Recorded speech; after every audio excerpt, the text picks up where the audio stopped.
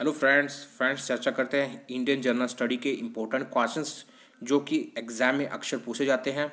आप सभी की डिमांड थी कि सर हमें टफ क्वेश्चंस करवाइए, क्योंकि एसपी इसमें आपने देखा होगा कि टीजीटी कमीशन का जो लेवल था इस बार काफ़ी बढ़िया पूछा गया था। तो फ्रेंड्स हमने क्लासेस शुरू कर दी हैं। आपने देखा होगा कि हमने पिछले समय में इकोनॉमिक्स की भी लेक्चर्स दिए थे, इसके साथ साथ साथ हमने एंशिएंट हिस्ट्री के भी दिए थे। अगर आप चाहते हैं कि आपको इसी तरीके से डिटेल के ऊपर इस चैनल को बढ़ाया जाए, आपको अच्छे तरीके से पढ़ाया जाए, तो आप उन्हें करना क्या है, इस चैनल को सब्सक्राइब करना है और अपने दोस्तों के साथ शेयर करना है। अगर आप ज़्यादा से ज़्यादा इस वीडियो को देखेंगे, चैनल को सब्सक्राइब करेंगे, तो नेचुरल है कि हम ज़्यादा से ज़्यादा बढ़िया से बढ़िया वीडियो आपके लिए लेकर के आएंगे। तो आपने इस चैनल को सब्सक्राइब जरूर करना है। तो आइए चर्चा करते हैं। हमारे पास क्वेश्चन नंबर फर्स्ट है, कनाडा के घास के मैदान को क्या कहा जाता है। तो जो कनाडा होता है, कनाडा बेसिकली नॉर्थ अमेरिका की एक कंट्रीज़ है, और इसमें हमारे पास नॉर्थ अमेरिका में हमारे पास यूएसए है, यूएसए के साथ साथ कनाडा है। तो कनाडा में जो घास के मैदान पाए जाते हैं उन घास के मैदानों को हम कहते हैं प्रेरी घास के मैदान। ठीक है, प्रेरी घास के मैदान कहा जाता है उनको हम। इसके साथ साथ यूएसए और कनाडा में एक जनजाति निवास करती है जिसको हम कहते हैं एस्किमो जनजाति, और जो एस्किमो जनजाति जिन घरों में रहती है उसको हम कहते हैं इग्लू। ठीक है, तो ऐसे क्वेश्चन ही अक्सर कम्पिटिटिव एग्जाम में, कमीशन हो गया, जब कोई भी एग्जाम हो गया, ऐसे एग्जाम में ऐसे क्वेश्चन पूछे जाते हैं जहाँ से आप एक क्वेश्चन को पढ़ो और एक क्वेश्चन से ही 8-10 क्वेश्चन आराम से निकाल लो। तो इस तरीके से ही पढ़ा जाता है। देन कनाडा के घास के मैदान को क्या कहते हैं, तो उसको हम कहते हैं प्रेरीज। इसके अलावा जो हमारे पास अफ्रीका में है, तो अफ्रीका के जो घास के मैदान है उसको हम कहते हैं सवाना घास के मैदान। देन जो नेक्स्ट क्वेश्चन हमारे पास, द्वितीय बौद्ध संगति का आयोजन कहाँ हुआ है। तो बौद्ध धर्म में हमारे पास 4 प्रकार की बौद्ध संगतियाँ का आयोजन किया गया है। जो पहली बौद्ध संगति हुई थी वो हुई थी राजगृह।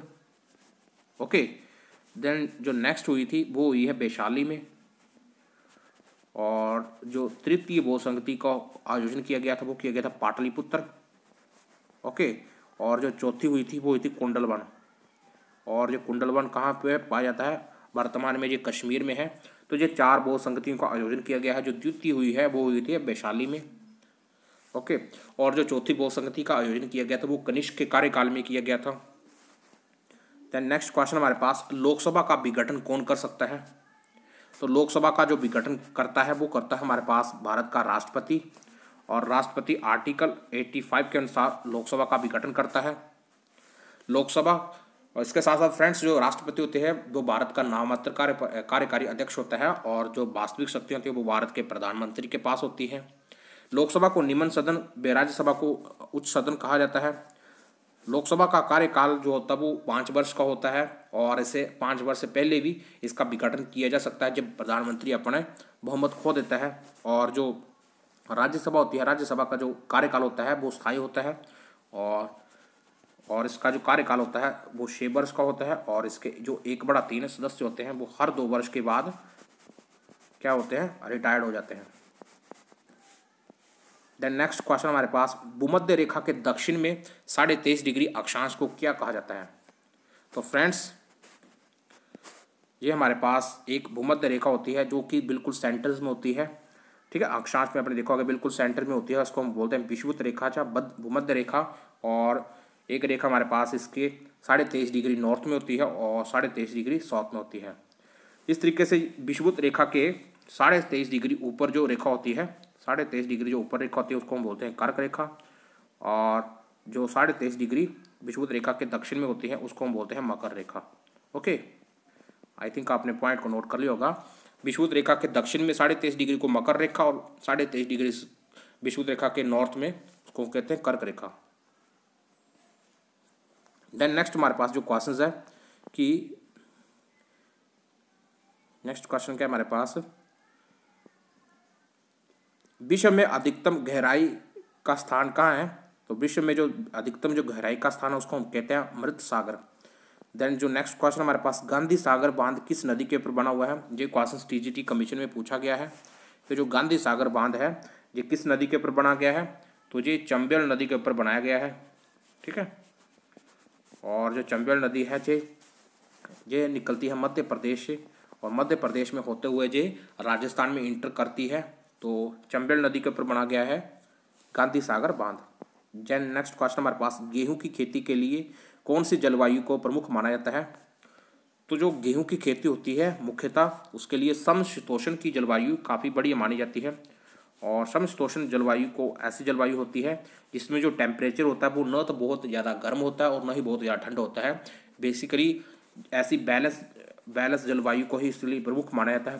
भारत में आपने देखा होगा कि जो गेहूं की खेती उगाई जाती है वो अक्टूबर अक्टूबर नवंबर मंथ में इसकी की जाती है, जब जो टेम्परेचर होता है वो न तो ज़्यादा गर्म होता है और न ही ज़्यादा ठंडा होता है। तो 20 डिग्री के आसपास जो टेम्परेचर होता है वो उसके लिए काफ़ी बढ़िया माना जाता है। देन नेक्स्ट क्वेश्चन हमारे पास, शाया मंत्रिमंडल का संबंध किस देश से है? तो ये इसका जो संबंध है शाया मंत्रिमंडल का, इसका संबंध है ग्रेट ब्रिटेन, जिसको हम यूके कहते हैं। यूके की ही देन है शाया मंत्रिमंडल। लोकसभा में दन बिल को कौन वैधानिक मान्यता देता है? तो जो लोकसभा में जो दन बिल होता है, दन बिल के संबंध में जो लोकसभा के पास जो वैधानिक पावर्स होती हैं वो लोकसभा के स्पीकर के पास होती है, जिसे लोकसभा का अध्यक्ष भी कहते हैं। और इसमें राज्यसभा के पास नाममात्र शक्ति होती है। राज्यसभा सिर्फ 14 दिन तक दन बिल को अपने पास रोक करके रख सकती है। इसके अलावा उस बिल को फिर फाइनली माना जाता है और दन बिल को पास माना जाता है। मैक्सिमम जो शक्ति होती है राज्यसभा के पास वो सिर्फ 14 दिन की होती है। लोकसभा के पास ही दन बिल से संबंधित सारी की सारी शक्तियाँ होती हैं। नेक्स्ट क्वेश्चन हमारे पास, राष्ट्रपति पर महाभियोग किस आर्टिकल के अनुसार लगाया जाता है? तो भारत का जो राष्ट्रपति होता है, भारत का राष्ट्रपति आर्टिकल 61 के अनुसार राष्ट्रपति के ऊपर महाभियोग लगाया जाता है। और 72 के अनुसार जो भारत का राष्ट्रपति होता है वो क्षमादान की शक्तियाँ प्रदान कर सकता है। ठीक है, राष्ट्रपति के पास क्षमादान की शक्तियाँ प्राप्त होती है। और आर्टिकल 85 के अनुसार ये लोकसभा का भी गठन कर सकता है। तो ये महत्वपूर्ण आर्टिकल्स हैं। देन नेक्स्ट हमारे पास, CAG का वर्णन किस आर्टिकल में किया गया? तो CAG का जो वर्णन है वो आर्टिकल 148 के अनुसार किया गया है। और CAG हो गया और बड़े बड़े जितने भी बड़े बड़े पदाधिकारियों की नियुक्ति की जाती है, महान्यायवादी हो गया हमारे पास, जितने भी बड़े बड़े पदाधिकारी होते हैं इनकी नियुक्ति की जाती है भारत के राष्ट्रपति के द्वारा। देन नेक्स्ट हमारे पास, लोक लेखा समिति में कुल कितने मेंबर होते हैं?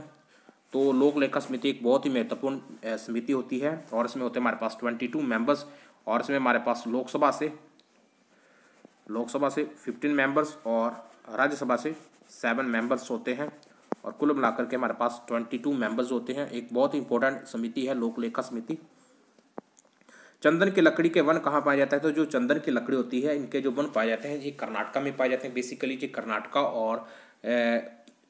हो गया, तमिलनाडु हो गया और केरला हो गया, इनके जो क्षेत्र होते हैं यहाँ पे चंदन की लकड़ी काफ़ी मात्रा में पाई जाती है। और जहाँ जहाँ नीलगिरी की पहाड़ी में पाई जाती हैं तो यहाँ पर बड़ी मात्रा में चंदन की लकड़ी की खेती की जाती है और इनके चंदन की लकड़ी के वन पाए जाते हैं।